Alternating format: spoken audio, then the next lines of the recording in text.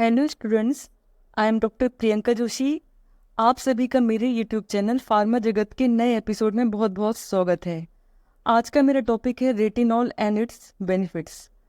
आज के इस वीडियो में आपको रेटिनॉल के अलग अलग बेनिफिट्स, उनके पीछे के रीजंस, इन सब की जानकारी मिलेगी। साथ ही रेटिनॉल के जो साइड इफ़ेक्ट्स हैं, उनके पीछे क्या रीजंस हैं, उन्हें कैसे दूर कर सकते हैं, इसकी भी इंफॉर्मेशन मिलेगी। और साथ ही आपको रेटिनॉल के सोर्सेस, नेचुरल और जो मार्केटेड प्रोडक्ट हैं, उनके बारे में भी इंफॉर्मेशन मिलेगी। मैं आप सभी से कहना चाहूँगी कि अगर आपने मेरा चैनल फार्मा जगत अभी तक सब्सक्राइब नहीं किया है तो जल्दी से जल्दी सब्सक्राइब कीजिए, क्योंकि इसमें आपको जो फार्मेसी के सिलेबस से रिलेटेड टॉपिक्स हैं, खासकर फार्मास्यूटिक्स के, उनके बारे में भी इंफॉर्मेशन मिलेगी। कुछ वीडियोस ऐसे होंगे जिनमें आपको फार्मेसी की कॉन्सेप्ट रियल लाइफ एग्जांपल के साथ बहुत ही इंटरेस्टिंग वे में समझाया जाएगा।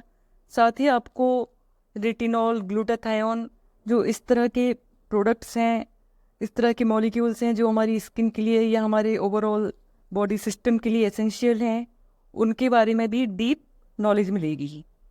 और सब्सक्राइब करने के साथ साथ आप वीडियो आपको कैसा लगा इस बारे में कमेंट भी कीजिए, वीडियो लाइक भी कीजिए। साथ ही जितना हो सके अपने फ्रेंड्स, अपने रिलेटिव्स के साथ में शेयर कीजिए, जिससे मेरा चैनल भी ग्रो करे और साथ ही आपको भी ऐसे नॉलेजेबल वीडियोस सुनने को मिलते रहें। इसके बाद में अब हमें ये जानना ज़रूरी है कि रेटिनॉल होता क्या है। रेटिनॉल को विटामिन A1 भी कहा जाता है।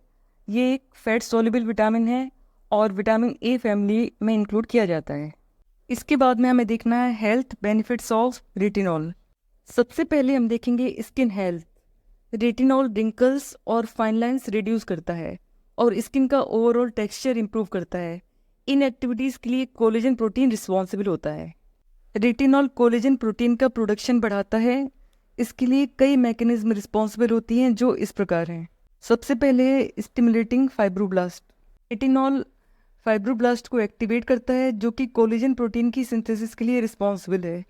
अब हम देखते हैं कि रेटिनॉल किस तरह फाइब्रोब्लास्ट को एक्टिवेट करता है। सबसे पहले है बाइंडिंग टू रिसेप्टर्स। फाइब्रोब्लास्ट की सरफेस पर स्पेसिफिक रिसेप्टर्स, जिनको रेटिनोइक एसिड रिसेप्टर्स मतलब RARS भी कहते हैं, वो पाए जाते हैं।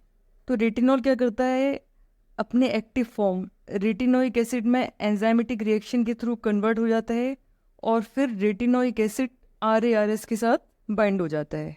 इसके बाद में जीन एक्टिवेशन। बाइंडिंग के कारण फाइब्रोब्लास्ट के अंदर मॉलिक्यूलर इवेंट्स की एक सीरीज शुरू हो जाती है, जिससे कोलेजन सिंथेसिस से रिलेटेड जो जीन्स हैं वो एक्टिवेट हो जाते हैं। इसके बाद में collagen production. Activated genes fibroblast को कोलेजन प्रोड्यूस करने के लिए स्टिमुलेट करते हैं। देखते हैं कि जैसे जैसे एज बढ़ती है, एज के साथ स्किन पर फाइन लाइंस और रिंकल्स शो होने लगते हैं।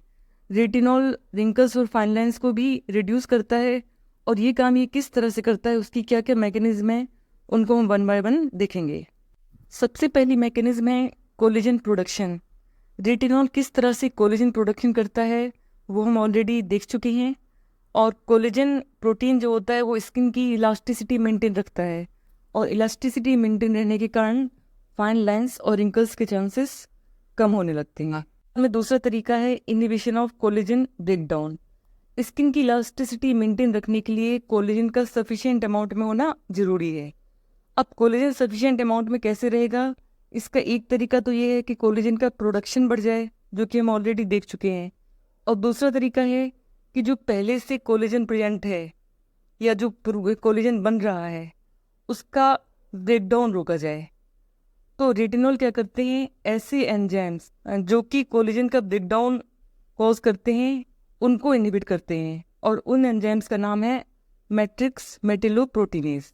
नेक्स्ट तरीका है इंक्रीज्ड हाइड्रेशन। रेटिनॉल हाइयालुरोनिक एसिड का प्रोडक्शन बढ़ाता है।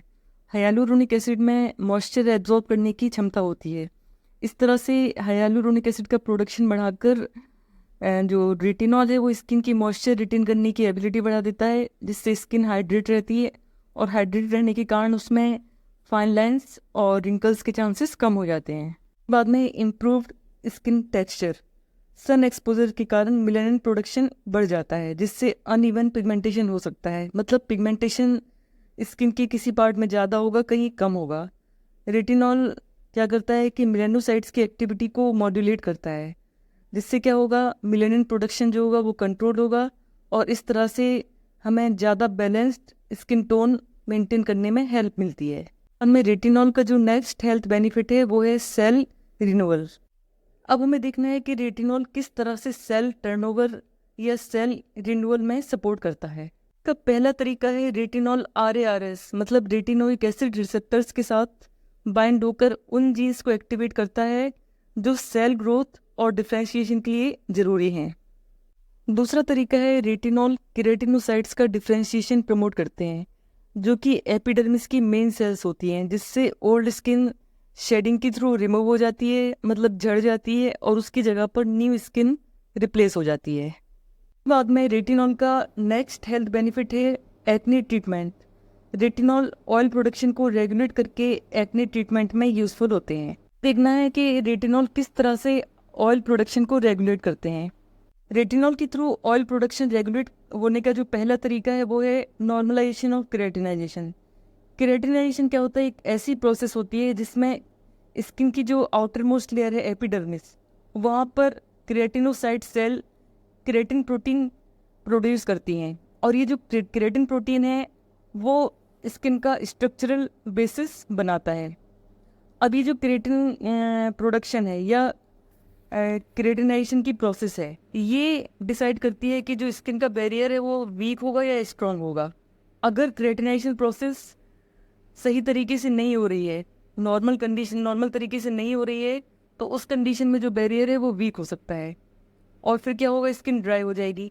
और अगर स्किन ड्राई हो जाएगी तो उसके कारण क्या होगा कि जो हमारी सेबेसियस ग्लैंड हैं, जहाँ से सीबम या ऑयल प्रोड्यूस होता है, वो ज़्यादा एक्टिवेट हो जाएंगी और उनके हाइपर एक्टिवेशन के कारण क्या होगा, ऑयल एक्सेस अमाउंट में रिलीज होने लगेगा और ऑयल के एक्सेस अमाउंट में रिलीज होने के कारण एक्ने होने के चांसेस बढ़ जाएंगे। में ऑयल प्रोडक्शन रोकने का दूसरा तरीका है एंटी इन्फ्लामेटरी इफेक्ट। इन्फ्लामेशन के कारण ऑयल प्रोडक्शन इंक्रीज हो सकता है, जिसके पीछे कई कारण हैं। इन्फ्लामेशन के कारण हार्मोनल इम्बैलेंस हो सकता है, जिससे कि एंड्रोजन एक हार्मोन है उसका सीक्रेशन बढ़ जाता है, जो सेबेशियस ग्लैंड को एक्टिवेट कर देता है। इंटरल्यूकिन जैसे साइटोकाइंस सेबेशियस ग्लैंड को स्टिमुलेट कर देते हैं, जिससे सीबम प्रोडक्शन बढ़ सकता है, मतलब ऑयल प्रोडक्शन बढ़ सकता है। इन्फ्लामेशन स्किन का माइक्रोबायोम भी अल्टर कर देते हैं, जिसके कारण प्रोपाइनो बैक्टीरियम एक्नी जैसे बैक्टीरिया की ग्रोथ बढ़ जाती है और ये जो बैक्टीरिया हैं वो सेबेशियस ग्लैंड को एक्टिवेट कर देते हैं। इसके अलावा इन्फ्लामेशन के कारण स्किन सेल्स का हाइपर केराटिनाइजेशन भी हो सकता है, जिससे स्किन सेल्स एक दूसरे से चिपक जाती हैं और हेयर फॉलिकल्स को ब्लॉक कर देती हैं, जिससे फॉलिकल्स के अंदर ऑयल फिल हो जाता है। रेटिनॉल का जो नेक्स्ट हेल्थ बेनिफिट है वो है inhibition of hyper pigmentation. Hyper pigmentation के कारण हमें मालूम है मिलेनिन पिगमेंट होता है जो कि मेलानोसाइट्स में प्रोड्यूस होता है। तो जो रेटिनॉल होते हैं वो मेलानिन प्रोडक्शन को रिड्यूस करके डार्क स्पॉट और अनइवन स्किन टोन को करेक्ट करते हैं। ऐसी कई मैकेनिज्म हो सकती हैं जिनके through retinol melanin production reduce कर सकते हैं। चलिए अब हम उनको वन बाय वन देखते हैं। सबसे पहले टायरोसिनेज इनहिबिशन। रेटिनॉल टायरोसिनेज मतलब एक एंजाइम जो कि मेलानिन सिंथेसिस के लिए एसेंशियल है, उसकी एक्टिविटी को रिड्यूस कर देता है। इसके बाद में regulation of melanin transfer. Retinol melanin की मेलानोसाइट सेल से सराउंडिंग स्किन सेल्स, मतलब जो अपर मोस्ट लेयर होती है जहाँ पर केराटिनोसाइट्स होते हैं, वहाँ पर ट्रांसफ़र को इन्फ्लुएंस करता है, जिससे क्या होता है कि पिगमेंट का अनइवन डिस्ट्रीब्यूशन नहीं हो पाता है और हमें इवन स्किन टोन या इवन स्किन टेक्सचर मिल जाता है। बाद में है exfoliation and skin removal. Exfoliation या स्किन रिमूवल का मतलब है कि जो स्किन की आउटर मोस्ट लेयर है वहाँ पर जो सेल्स होती हैं, डेड सेल्स होती हैं, उनका रिमूव होना और उनकी जगह पर नई सेल्स का रिप्लेस हो जाना। इस तरीके से अगर सेल्स में पिगमेंटेशन हुआ भी है तो हाइपर पिगमेंटेड सेल्स रिमूव हो जाएंगी और उनकी जगह पर जो नई सेल्स आएंगी वो पिगमेंटेड नहीं होंगी। इस तरीके से पिगमेंटेड सेल्स जो हैं या हाइपर पिगमेंटेड सेल्स हैं वो रिमूव होते रहेंगे और उनकी जगह पर नई और ऐसी सेल्स जो पिगमेंटेड नहीं हैं वो रिप्लेस होती रहेंगी। बाद में रेटिनॉल का जो नेक्स्ट हेल्थ बेनिफिट है वो है आई हेल्थ। लो लाइट कंडीशन में विजन के लिए रेटिनॉल बहुत ज़्यादा इम्पॉर्टेंट है। तो हमें देखना है कि रेटिनॉल किस प्रकार विजन के लिए इम्पॉर्टेंट है। सबसे पहले हमें ये पता होना चाहिए कि रेटिनॉल विटामिन ए के एक फॉर्म रेटिनल के लिए प्रिकर्सर की तरह काम करता है। रेटिनल विजुअल प्रोसेस में एक इम्पॉर्टेंट रोल प्ले करता है। तो ये सारी प्रोसेस कैसे होती हैं उनको हम स्टेप बाय स्टेप अब देखेंगे। स्टेप है रेटिनल फॉर्मेशन। बॉडी के अंदर रेटिनॉल रेटिनल्डिहाइड और रेटिनल्डिहाइड रेटिनल में कन्वर्ट हो जाता है। नेक्स्ट स्टेप है विजुअल साइकिल। विजुअल साइकिल की प्रोसेस आई के रेटिना में होती है। रेटिना के अंदर ऑप्सिन प्रोटीन होता है। साइकिल के दौरान रेटिनल ऑप्सिन के साथ कंबाइन होकर एक लाइट सेंसिटिव पिगमेंट रोडोप्सिन बनाता है। फिर इसके बाद में है लाइट डिटेक्शन। जब लाइट आई के अंदर एंटर होती है तो सबसे पहले ये रोडोप्सिन जो अभी बताया लाइट सेंसिटिव पिगमेंट होता है उसके साथ स्ट्राइक होती है। उसके बाद में क्या होता है कि केमिकल रिएक्शन की एक सीरीज ट्रिगर हो जाती है जिसके कारण अल्टीमेटली नर्व सिग्नल्स जनरेट होते हैं। ये सिग्नल्स ऑप्टिक नर्व के थ्रू ब्रेन की ओर ट्रांसपोर्ट होते हैं और इस तरह से हम किसी भी चीज़ को देख पाते हैं। हमें देखना है next health benefit of retinol और वो है इम्यून फंक्शंस। इम्यून फंक्शंस को समझने के लिए सबसे पहले एपिथेलियल सेल्स डिफरेंशिएशन समझना जरूरी है और उससे भी पहले नॉर्मली सेल डिफरेंशिएशन क्या होता है ये समझना जरूरी है। डिफरेंशिएशन एक ऐसी प्रोसेस है जिसमें स्पेसिफिक फंक्शंस करने के लिए less specialised cells more specialised cells के रूप में कन्वर्ट हो जाती हैं। Cell signalling pathways, gene expression और सेल सेल इंटरेक्शन के थ्रू डिफरेंशिएशन होता है। जब एपिथेलियल सेल्स का डिफरेंशिएशन होता है तो ये एपिथेलियल टिश्यूज बनाते हैं जो बॉडी सरफेस को कवर करते हैं। एक एग्जांपल है गॉबलेट सेल्स होती हैं जो कि स्पेशलाइज्ड एपिथेलियल सेल्स होती हैं। मतलब ये एपिथेलियल सेल की डिफरेंशिएशन से बनती हैं और ये रेस्पिरेटरी ट्रैक्ट और जीआईटी वगैरह की म्यूकस मेम्ब्रेन में पाई जाती हैं। हमें देखना है कि रेटिनॉल किस तरह से इम्यून सिस्टम को सपोर्ट करता है। तो इसकी जो जो प्रोसेस है वो हम वन बाय वन देखेंगे। सबसे पहले है म्यूकस प्रोडक्शन। म्यूकस के सीक्रेशन और प्रोडक्शन के लिए गॉबलेट सेल्स रिस्पॉन्सिबल होती हैं। म्यूकस एक जेल लाइक सब्सटेंस होता है जिसमें water, electrolytes, mucin and other proteins होते हैं। म्यूकस एक प्रोटेक्टिव बैरियर की तरह काम करता है जो कि पैथोजेंस, एलर्जेंस वगैरह के को क्या करता है, ट्रैप कर लेता है। मतलब म्यूकस मेम्ब्रेन है जो उससे अंदर नहीं जाने देता है।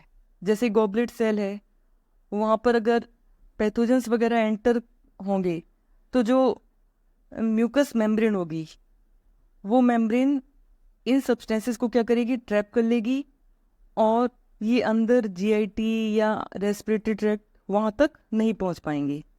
इसके अलावा म्यूकस में एंटी माइक्रोबियल सब्सटेंसेस जैसे लाइसोजाइम्स एंड इम्यूनोग्लोबुलिन्स भी होते हैं जो कि पैथोजन को न्यूट्रलाइज और एलिमिनेट करने में हेल्प करते हैं। इसके बाद में नेक्स्ट है सेलुलर इम्यूनिटी।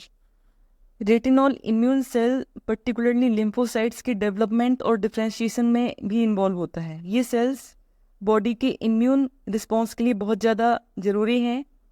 इनका काम होता है इन्फेक्टेड सेल्स को रिकॉग्नाइज करना और फिर उनको एलिमिनेट करना। इसके बाद में नेक्स्ट है एंटीऑक्सीडेंट एक्टिविटी। रेटिनॉल अपनी एंटीऑक्सीडेंट एक्टिविटी के कारण म्यूकस मेम्ब्रेन को ऑक्सीडेटिव स्ट्रेस से प्रोटेक्ट करता है जिससे म्यूकोजल सेल्स की स्ट्रक्चरल इंटीग्रिटी बनी रहती है और इन्फ्लामेशन और टिश्यू डैमेज नहीं हो पाता है। इसके बाद में है wound healing. Retinol wound healing promote करता है, साथ ही म्यूकस मेम्ब्रेन इंजरी भी रिपेयर करता है। रेटिनॉल एपिथेलियल सेल्स का माइग्रेशन और प्रोलिफरेशन स्टिमुलेट करता है और इस तरह डैमेज्ड म्यूकोसल टिश्यू का रीजनरेशन करता है। एपिथेलियल सेल्स के प्रोलिफरेशन का मतलब है एपिथेलियल सेल्स का मल्टीप्लिकेशन होना, मतलब नंबर ऑफ सेल्स इंक्रीज होना, और एपिथेलियल सेल्स की माइग्रेशन का मतलब है टिश्यू रिपेयर और रीजनरेशन के लिए टिश्यू के अंदर स्पेसिफिक लोकेशन की ओर मूव करना। इसके बाद में हमें देखना है side effects of retinol. Side effects में सबसे पहले है स्किन इरिटेशन। अब हम देखेंगे कि रेटिनॉल किस तरह से स्किन इरिटेशन कॉज कर सकता है। रेटिनॉल के थ्रू स्किन इरिटेशन का पहला रीज़न है thinning of stratum corneum. Skin की outermost layer stratum corneum skin के प्रोटेक्शन के लिए रिस्पॉन्सिबल है।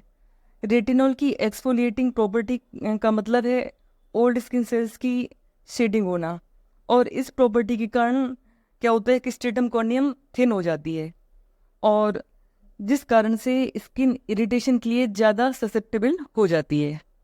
इसके बाद दूसरा रीज़न है ड्राइनेस। रेटिनॉल स्किन में ऑयल प्रोडक्शन रेगुलेट करता है, जिसके कारण स्किन की ड्राइनेस बढ़ जाती है। क्योंकि ऑयल प्रोडक्शन अगर कम हो जाएगा तो जो स्किन के ऊपर ऑयल की लेयर है या सीबम की लेयर है, जो मॉइस्चर एवोपरेशन को कंट्रोल करती है, वो नहीं बन पाएगी, तो स्किन ड्राई हो जाएगी, और ड्राई स्किन में इरिटेशन के चांसेस ज़्यादा हो जाते हैं। इसके बाद में है इंडिविजुअल सेंसिटिविटी। सेंसिटिव स्किन वाले लोगों को रेटिनॉल का यूज़ करने पर इरिटेशन के चांसेस बढ़ जाते हैं, इसलिए रेटिनॉल का इनिशियली लो कॉन्सेंट्रेशन यूज़ करना चाहिए और कॉन्सेंट्रेशन धीरे धीरे बढ़ाना चाहिए। साथ ही स्किन को प्रॉपर हाइड्रेट रखना ज़रूरी है, जिसके लिए मॉइस्चराइज़र यूज़ कर सकते हैं। इसके बाद में रेटिनॉल का अगला साइड इफ़ेक्ट है इंक्रीज्ड सेंसिटिविटी टू सन। अब हम देखेंगे कि रेटिनॉल किस तरह से स्किन को सनबर्न या सन के लिए ज़्यादा सेंसिटिव बना देता है। पहला रीज़न है इंक्रीज्ड स्किन सेंसिटिविटी। हम ऑलरेडी पढ़ चुके हैं कि रेटिनॉल के यूज़ के कारण स्किन सेल्स की शेडिंग बढ़ जाती है, मतलब ओल्ड स्किन सेल्स जो होती हैं वो रिमूव हो जाती हैं और उनकी जगह नई सेल्स आ जाती हैं। तो जो नई सेल्स होती हैं वो सन के लिए क्या होती हैं, ज़्यादा सेंसिटिव होती है। तो जिस कारण से क्या होता है कि रेटिनॉल का हम जितना ज़्यादा यूज़ करेंगे शेडिंग उतनी ही ज़्यादा होगी, न्यू सेल्स ओल्ड सेल्स को उतना ज़्यादा रिप्लेस करेंगी और स्किन की सन के लिए सेंसिटिविटी इंक्रीज होगी। नेक्स्ट रीज़न है थिनिंग ऑफ स्ट्रेटम कॉर्नियम। इस रीज़न को भी हम इजीली समझ सकते हैं, क्योंकि जब स्किन सेल्स की शेडिंग ज़्यादा होगी तो धीरे धीरे स्ट्रेटम कॉर्नियम थिन होने लगती है, और स्ट्रेटम कॉर्नियम जो होती है वो हम जानते हैं कि स्किन के लिए बैरियर का काम करती है। तो जब स्ट्रेटम कॉर्नियम थिन होगी तो नेचुरल है कि ये यूवी रेज के लिए या सन के लिए क्या होगी, ज़्यादा सेंसिटिव हो जाएगी। बाद में नेक्स्ट रीज़न है पोटेंशियल फॉर इरिटेशन। हम ऑलरेडी पढ़ चुके हैं कि रेटिनॉल स्किन इरिटेशन कॉज करती है, तो जो रेटिनॉल का यूज़ करने के कारण जो इरिटेटेड स्किन होगी उसमें सन एक्सपोजर के लिए या यूवी रेडिएशन के प्रति ज़्यादा सेंसिटिविटी होगी। इसलिए अगर हम अपने स्किन केयर रूटीन में रेटिनॉल का यूज़ कर रहे हैं तो सनस्क्रीन का यूज़ करना एसेंशियल है। इसके बाद में नेक्स्ट है स्टिंगिंग और बर्निंग सेंसेशन। तो जो सेंसिटिव स्किन वाले लोग होते हैं उनमें रेटिनॉल का यूज़ करने पर बर्निंग सेंसेशन के भी चांसेस होते हैं, और ये जो प्रॉब्लम है उसके पीछे कई कारण हो सकते हैं, क्योंकि रेटिनॉल के रेगुलर यूज़ के कारण या ज़्यादा यूज़ के कारण स्किन सेंसिटिविटी इंक्रीज हो जाती है, जो हम ऑलरेडी जानते हैं। इसके अलावा एक्सफोलिएशन बढ़ जाता है, स्ट्रेटम कॉर्नियम थिन होने लगती है। फिर एक और रीज़न हो सकता है कि कई बार हम रेटिनॉल के साथ में अगर कोई दूसरा स्किन प्रोडक्ट यूज कर रहे हैं जिसमें एसिड है, तो रेटिनॉल और एसिड कंटेनिंग प्रोडक्ट का आपस में इंटरेक्शन हो सकता है, जिसके कारण भी बर्निंग सेंसेशन होने के चांस हो सकते हैं। रेटिनॉल के थ्रू बर्निंग सेंसेशन जो होता है उसको रोकने का तरीका है कि इनिशियली हम रेटिनॉल का लो कॉन्सेंट्रेशन यूज़ करें और धीरे धीरे कॉन्सेंट्रेशन को इंक्रीज़ करें। इसके बाद में नेक्स्ट साइड इफ़ेक्ट है इनिशियल ब्रेकआउट। जब कोई पर्सन रेटिनॉल का यूज़ स्टार्ट करता है एक्सफोलिएशन स्टार्ट हो जाता है, जिससे ओल्ड स्किन सेल्स शेड होने लगती हैं और न्यू स्किन सेल सरफेस पर आने लगती हैं। इसके साथ ही डर्ट बैक्टीरिया वगैरह भी स्किन सरफेस पर आने लगते हैं और सीबम के साथ मिक्स होकर पोर्स क्लॉग करने लगते हैं, जिससे एक्ने होने के चांसेस बढ़ जाते हैं। इसके अलावा एक और रीज़न है कि रेटिनॉल के यूज़ के कारण स्किन में इरिटेशन बढ़ जाता है, स्किन सेंसिटिव हो जाती है, जिससे इन्फ्लामेशन भी हो सकता है, और इन्फ्लामेशन जब स्किन पर होगा तो जो नेचुरल इम्यूनिटी वाली डिफेंस मैकेनिज्म है वो ट्रिगर हो जाती है, और वो ट्रिगर होकर एक्ने क्रिएट करने लगती है। बाद में अगला जो साइड इफ़ेक्ट है वो है एलर्जिक रिएक्शंस। कुछ लोगों में रेटिनॉल कुछ स्पेसिफिक एलर्जिक रिएक्शंस भी कॉज कर सकता है। बाद में हम देखेंगे natural sources of retinol. Retinol की नेचुरल सोर्सेज में आ जाते हैं dairy products, fish liver oil और एनिमल बेस्ड प्रोडक्ट्स। बाद में हमें देखना है मार्केटेड प्रोडक्ट्स ऑफ रेटिनॉल। इसमें पहला है रेटिनॉल बॉडी लोशन, जिसमें रेटिनॉल के साथ में नियासिनामाइड, जेमिया और सिरामाइड भी होते हैं। दूसरा प्रोडक्ट है रेटिनॉल फेस सीरम। इसी के साथ हमारा ये टॉपिक यहीं कंप्लीट होता है। मिलते हैं नेक्स्ट वीडियो में। Thank you very much.